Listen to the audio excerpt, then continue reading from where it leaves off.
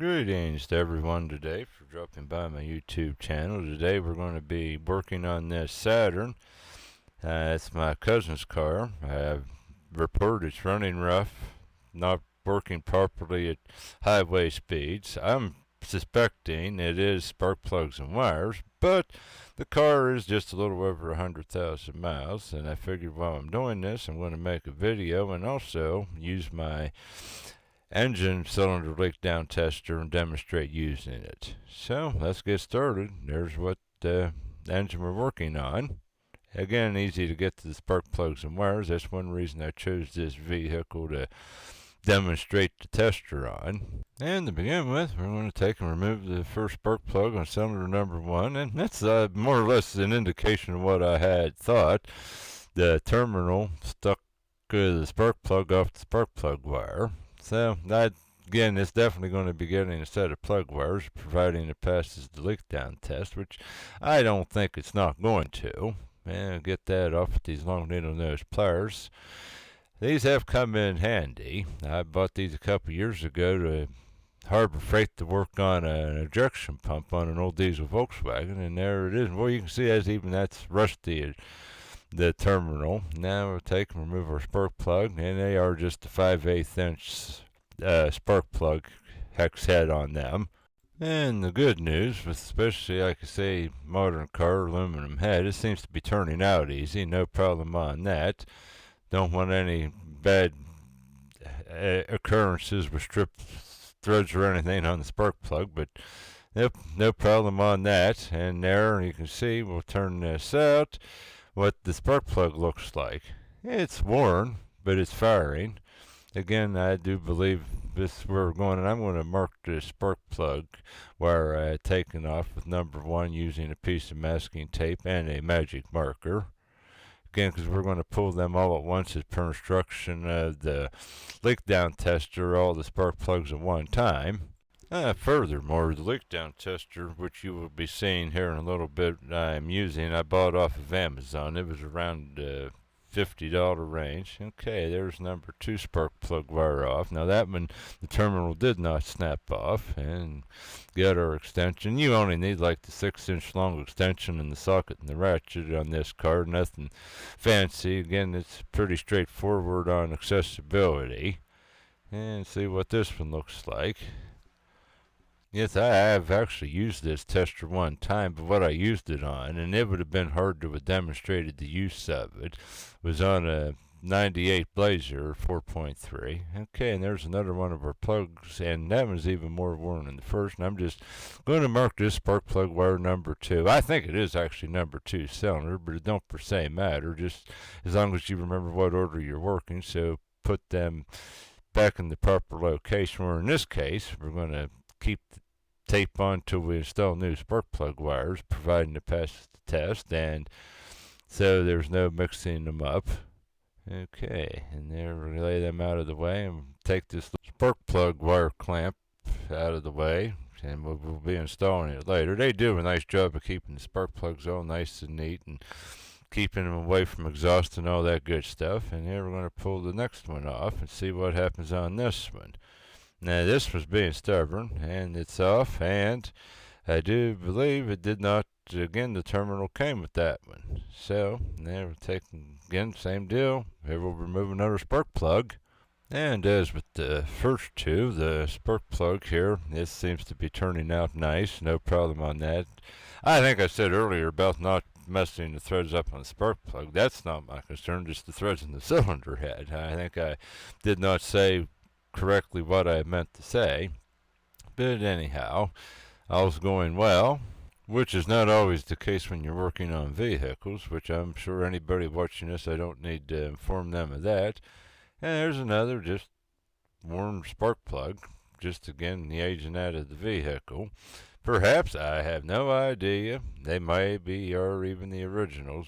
It is one of them, who knows. And there's, we're going to mark that cylinder number 3 and put our tape on our spark plug wire. Yes, I'm cautious of marking plug wires. After I was about 16 years old, I had a 69 Plymouth 383, and I thought I knew everything, and I had them all messed up. Thank goodness for a children's book. But again, after that I have learned not to be so confident and just mark them as you're going along so you don't mix them up.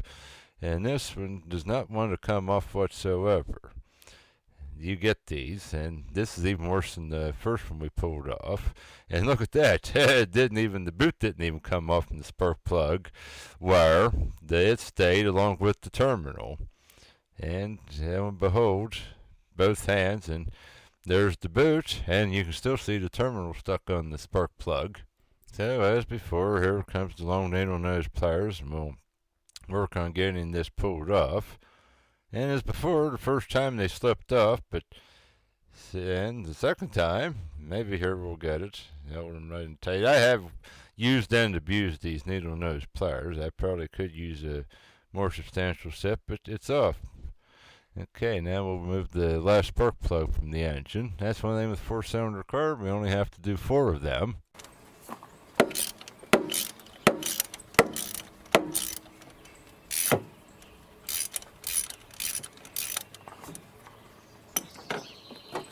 Okay, and that's all but there. Turn this out, and if like I say, see what I'm sure it's going to be about the same deal as the other ones that were removed from the car, and it is. A big thing when you're pulling these, you want to just make sure they're not fouled out with gas or anything. That would be an indication of oil internal problems, but. Again, they're war, but they're all firing, and we'll mark the last spark plug wire with, of course, a number 4. Yes, actually, spark plug wires are becoming pretty extinct on a lot of vehicles, even stuff that's not really that new anymore. I have a 2001 Crown Victoria that has the coil on each cylinder, and a 2005 Toyota Sienna van, but this still does have spark plug wires. Okay, now I'm going to take for the next step, remove the tire and the wheel to access the crankshaft pulley to turn it. You maybe could reach down at the front of the engine, but if you take the tire and wheel off and lower the engine cover, it's very easy to access, and that'll be easier to tape to show you what I'm doing to get the cylinders at the top of the compression stroke.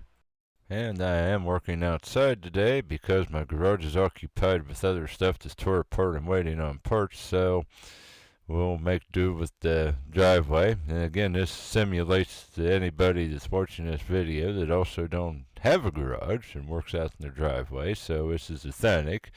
And loosening these little plastic fake lug nuts over the real lug nuts to remove the wheel cover. Don't just go, if you've never done this before, go try to pry it off or you'll break those. And there is the lug nuts. I've got my handy dandy cordless impact wrench, and we're going to zap this off. Well, they were rusty. You can see the rust really flying out of that first one when I started turning on it. I had these off about a year ago. I worked on the brakes on this car for them, and I had all the tires and wheels off, but no, well, a year goes quick, and I'm going to slide the tire under it, since again, just for in case the car would go to fall. Okay, now with the wheel and tire out of our way, we can remove this lower engine cover. Here's a little clip you take and you pry the center of it out. And like I say, it's being stubborn because it's got a accumulation of dirt around it.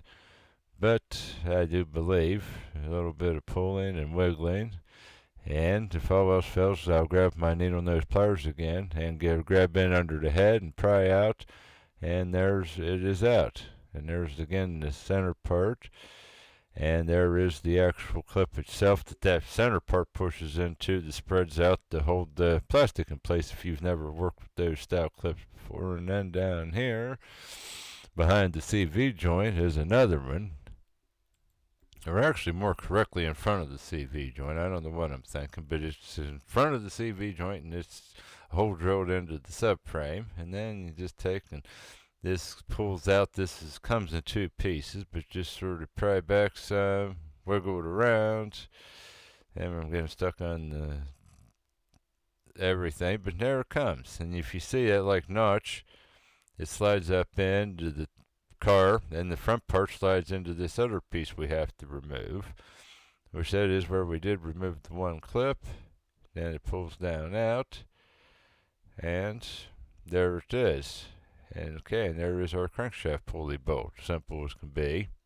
And the crankshaft bolt, the head on is a 21 millimeter. I'm going to take here and crank this around, and as you're cranking, what you want to do, I put a 1/4 inch drive extension along one in the first cylinder we're going to check, and just watch as the extension comes up so you know when the piston reaches the top of the stroke as far up as it can go.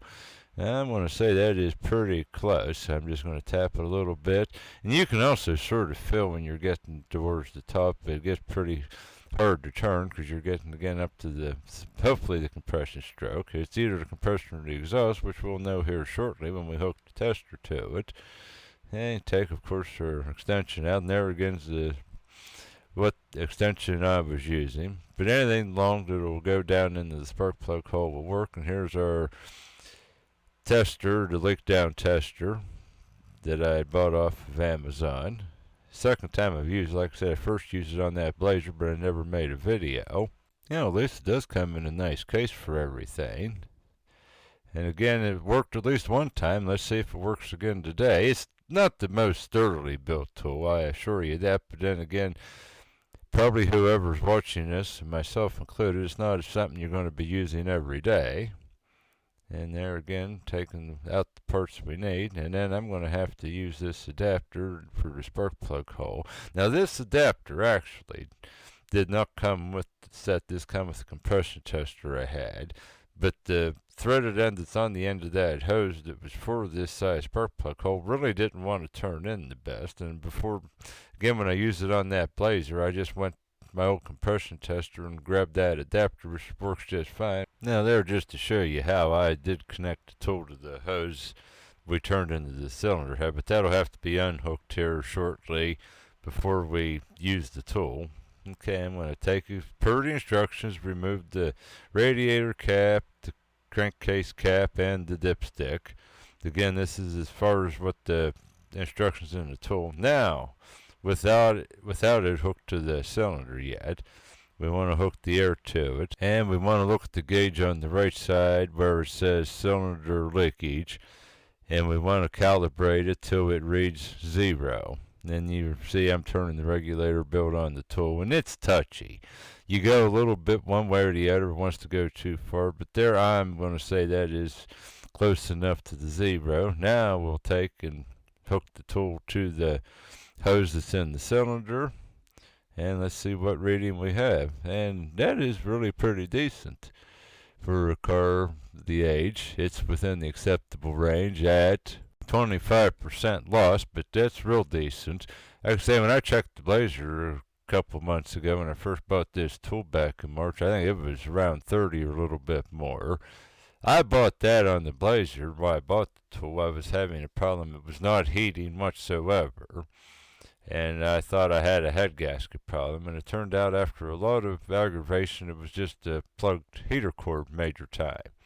Okay, and then I'm going to check cylinder number 3 next. I don't know why I'm going to do it in firing order to car and try to take and give this like approximately 180-degree turn, which I'm thinking should put it on the compression stroke, but we'll see here shortly what is going to happen. And there you can see the extension is pretty much where it does need to be.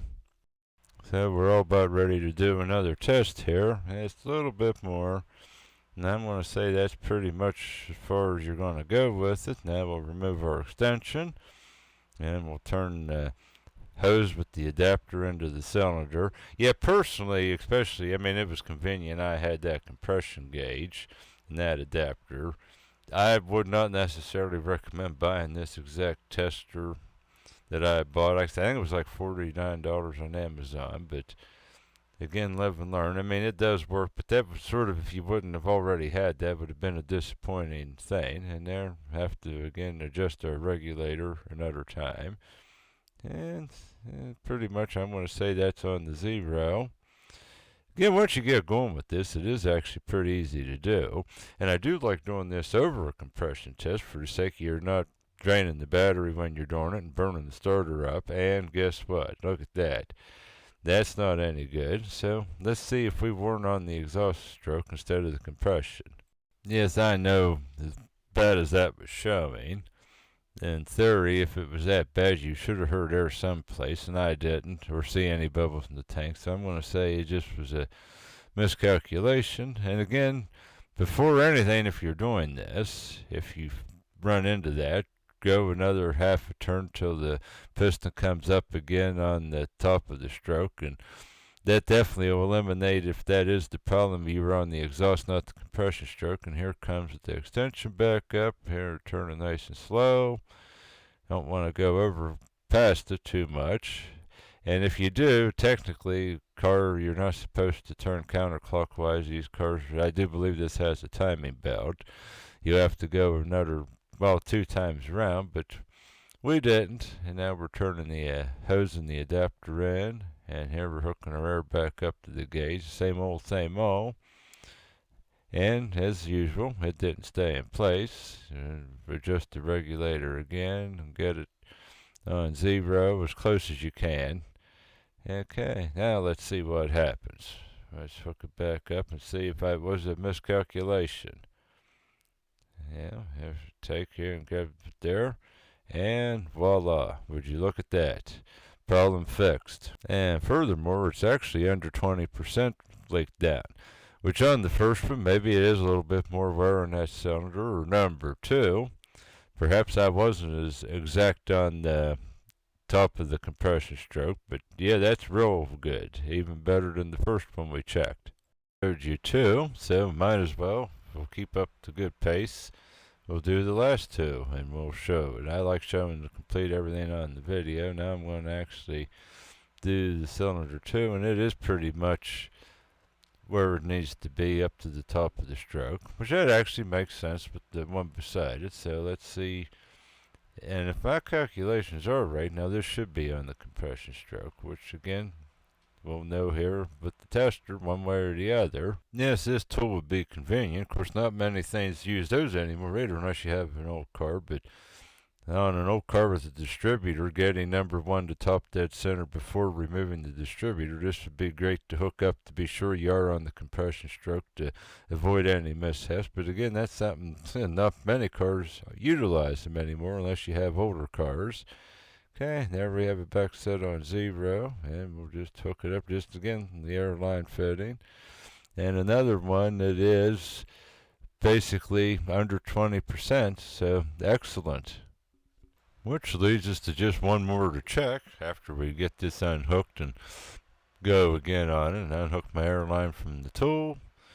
On that, I was just thinking, but no, well, it's too late now, and I like turning the engine over anyhow. It's good to show you how to find the top of the piston there, and how to find the compression plus the exhaust stroke, what happens. But probably when I was on cylinder 1, if I would have did the cylinder 4 at the same time, it probably would have been at the right place. But no, anyhow, it's fine. It's another time we'll take, and we'll just turn it and at least show you how to do that. And again, with this engine cover off on this car and such, it's not hard to access. Okay, and there it's up and think about as far as it needs to be. And we'll, as before, pull our extension out, and we'll hook the hose back in for the leak down tester.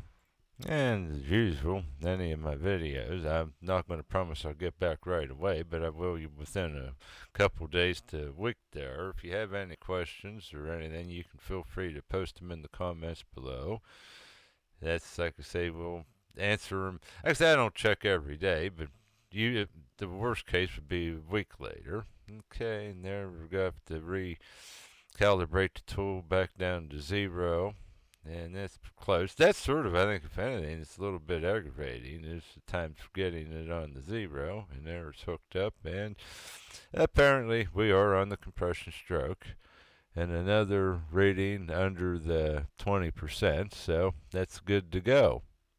And the last time for this project, we get to unhook the air hose and unhook it down here. I don't think it really matters on the disconnecting which one you unhook first. I know as far as the initial, when you hook it up, you're supposed to first hook it to the tool and calibrate it before hooking the air to the cylinder, but I don't think it really matters on disconnecting. And now, before we go further, since I'm done turning the engine over, and I'm not really particularly thrilled even with the tower under, and I even threw a jack stand with the car jacked up in the gravel driveway, I'm going to put this here cover back on the car that protects the lower part of the engine and put the tower back on so it's not sitting up in the air any longer.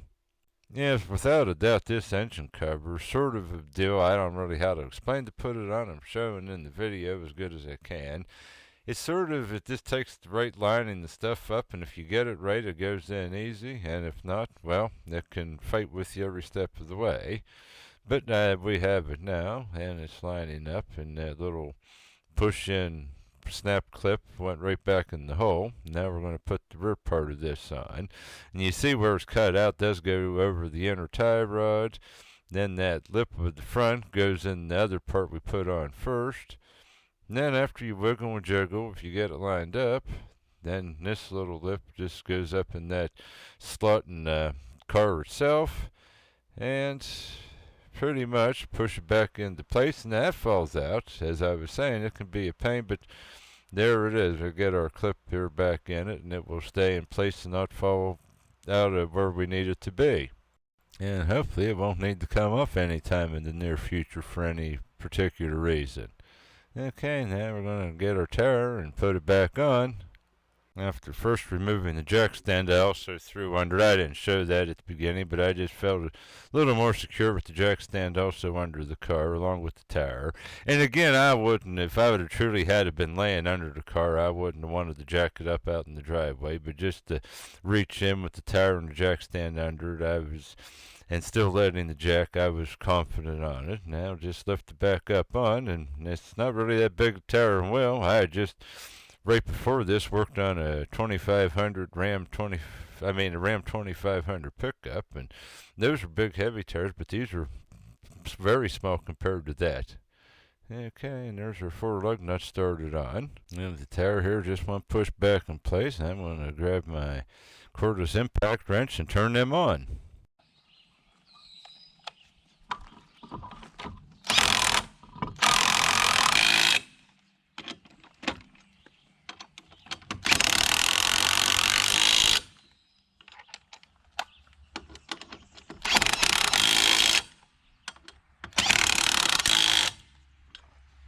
Yeah, later on when I set the car down, and we'll check them right now here with the torque wrench. I believe they're to be 100 foot-pounds.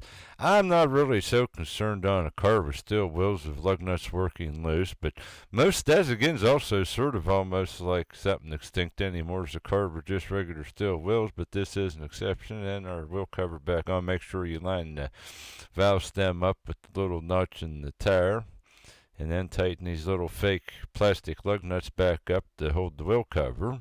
And furthermore, these little fake lug nuts that just hold the wheel cover on, sort of common sense. You just want to tighten with the socket itself. You don't want to use the wrench, or they'll just immediately strip out. Sure, over the years, many of them have been, especially when they first started using these. I think GM started doing this in the early 90s on certain vehicles, but anyhow, I'm going to say that is good, and here we are back under the hood of the car. I have went in the meantime and purchased new spark plugs and wires, and here before we get real serious, we're looking here at the underhood sticker. The spark plug, that should be good as gold. It says 40 thousandths of an inch, so we will say that's right if you have the underhood sticker on whatever you're working on, and it does have a spark plug gap. That's definitely what to go by. There should be no doubt about it, unless the car was wrecked and replaced with parts from another car, but that's highly unlikely. And we're going to begin here by gapping our spark plugs using my handy dandy old spark plug gapper. And believe it or not, they're actually gapped too wide out of the box. I have run into this before, so we're going to don't want to push it the whole way shut if you can help it, but just take and press down against. I'm just using the core support on the car and push in against it and back a little bit. Now, yeah, we're definitely under. Now we can gap it to the proper 40 thousandths of an inch. line it up right with the center line where it's marked 40 on the gapper, and now I'm going to gap them all before I install them in the car, and then they are ready to go. More at the parts store, the local parts store. I wanted to put AC Delcos in it, but they didn't have them. They either had Auto Lights or Champions, so it's going to be. I have nothing against Auto Lights. Figured I'd use those. They could order the AC Delcos, but didn't have them, and I sort of wanted to finish this today. Then also, my cousin wants the car back. She has another car, but this one's better on gas than her other car with the insane fuel prices. And there we go. We had to do the deal with push it shut and gap it, but there's another one gapped to 40 thousandths of an inch. Two more to go. I remember you used to be able to buy spark plugs. They could be put up on a wall with a J hook, and they came in like a container. You could just, with plastic, open them all at once and access them. But it seems like now all you can do is get them in the single little box and open them up. I sort of like the other deal better. You open it once and you were done instead of each one pulling them out of the box. And again, we had to take and push some in on the electrodes to make it the proper gap. But there we go, and the last one. And I think here is something that's going to see once. I'm just lining it up. I think there's actually one that's under the gap. Yes, it is. Don't have to push shut and then re-gap it. That means actually good to go. Okay, and that takes care of that for the spark plug gapping. And now that that's finished up, we can take here. There you go. You can see it's right on the 40 thousandths, and we're going to just simply, I'm sure you would have never guessed this, install them. There's our 5/8 inch spark plug socket with the rubber grommet to protect the porcelain on the plug so they don't crack when you're installing them. And I'm first just going to turn it in using the extension and the socket to begin it in to prevent any cross threading, and then finish it up with the ratchet.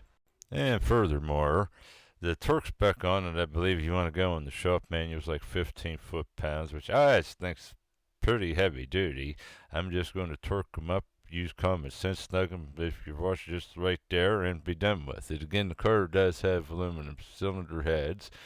And as far as actually, if I wanted to even check with the 15 foot-pounds, the only torque wrench I have is what I was using on the lug nuts, and I just don't like, personally, putting a great big half-inch drive torque wrench to tighten spark plugs. So, but do as you feel best. But again, I put them in and just tighten them up with common sense. And they're a long grease plug. They're not going to work out of the cylinder on you. You don't have anything to worry about on that.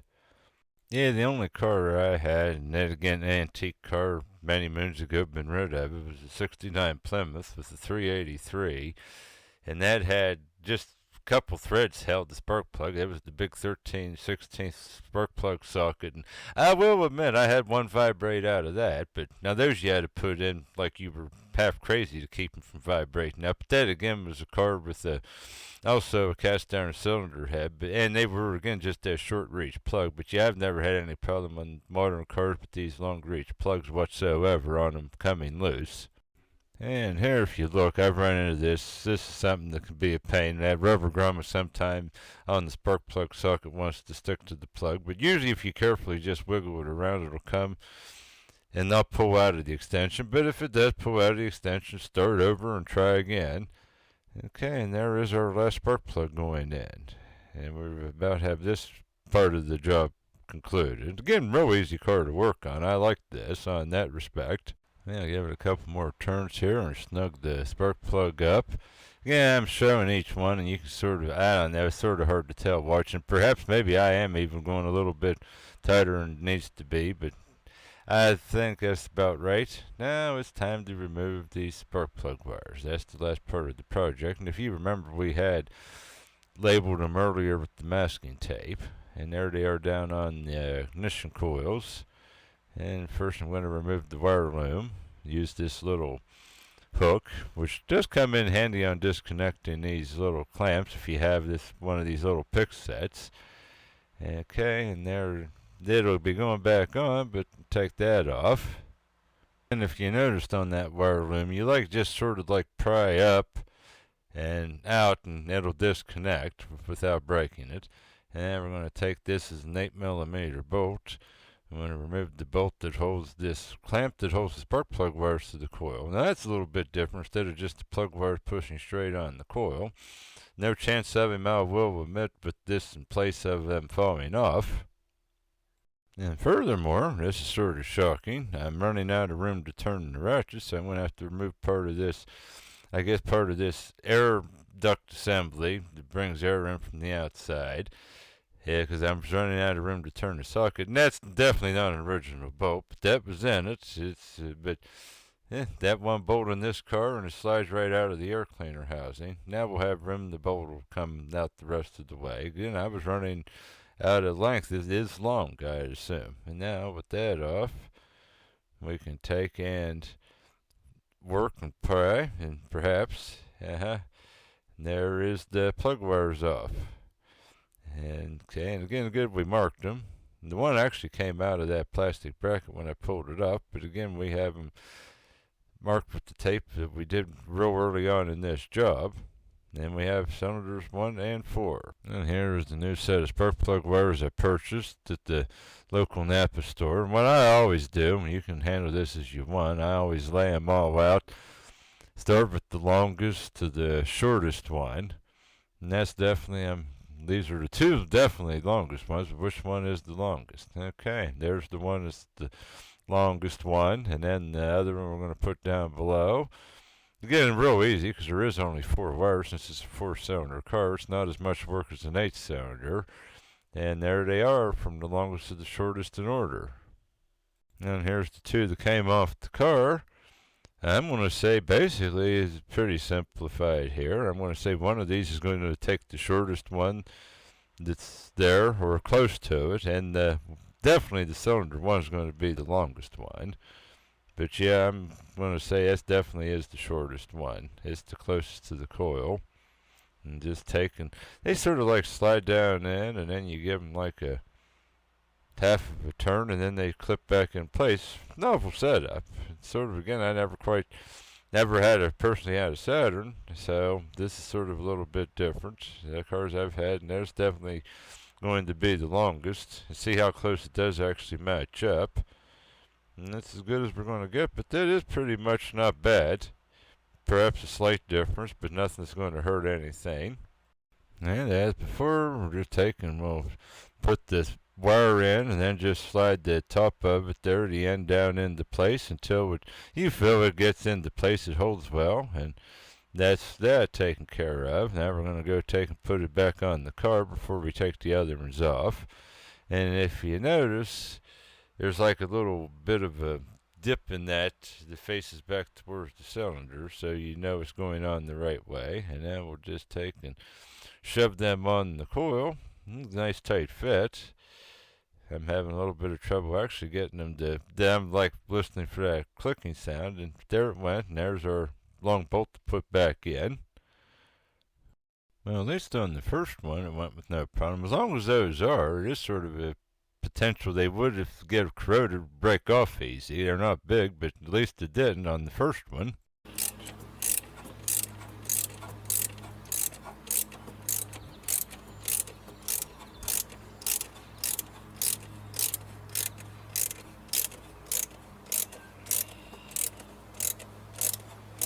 And I'm going to say that's more than tight enough, because I don't want to break it off after succeeding on getting it out and such. And there's our short, which is cylinder 4. Take and push it on until you can feel it clips into place. Then we'll route the one here to cylinder number 1, and we'll push that one into place. That is a little bit shorter than the plug wire that was on it, but it was the longest one with it, but it does reach. Again, it seems like these aftermarket parts, one size they want to make fit all. And now we're going to take and remove the other 2 spark plug wires.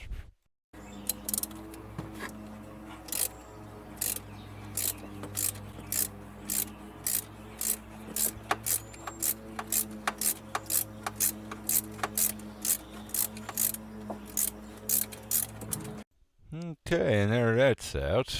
And again, no mishaps of it snapping off. As far as the plug wire holding part of it, I wouldn't worry about it. It would probably live without it. But I see that long bolt besides holding the plug wires, it also holds the upper coil, the coil in place, and I don't think the coil with just one bolt in the lower part of it would be proper, and it would probably end up cracking. And there is the last two spark plug wires off the car, and we'll go walk over here and install our last two spark plug wires. There's only two left, so that's not too hard to do. Okay, and here we go. And there is the last two wires. The one with the number 3 is again, that is actually cylinder number 3 it goes to, is definitely the shortest wire. So we're going to put the next to the shortest wire left, because we did use the shortest one earlier. And again, that's sort of now, there's only one left to go. It's like, push this old one out as we did before. And just again, no big deal on that. And there we go. Well, last plug wire installed in this clamp, which all but concludes this job, but we still have to go over and put this back on the car yet, but there we are. And if you notice, when I took this one off, I had trouble on the first one. I was careful, but use caution on this so you don't break the coil. I was using the screwdriver to pry it free, but I again was using caution, and no mishaps occurred. Of course, I don't know what these coils do even cost for this anymore. I know back in the day, these looked like the coils like on all sorts of GM cars, like I had Sierras in that, late 80s, early 90s. They were around $45 a piece. Perhaps they have came down, because this sort of, or you can't even get them. Who knows? They will tell you it's obsolete.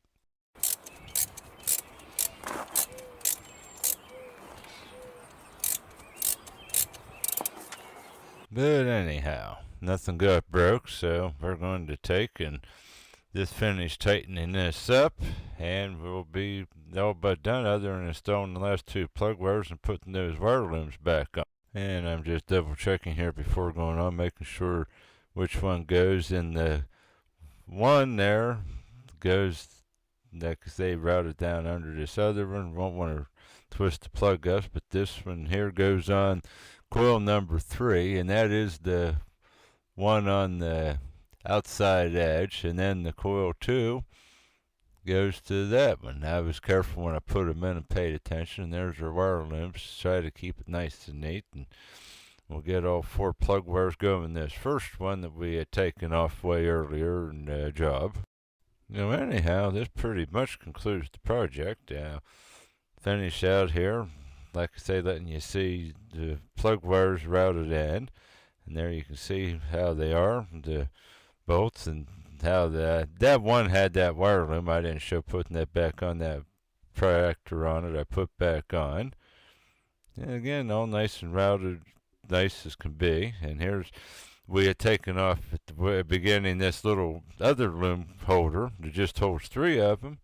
And this concludes the project. I hope you enjoyed this, found it helpful, informative. Again, tried to show the whole thing with good quality video.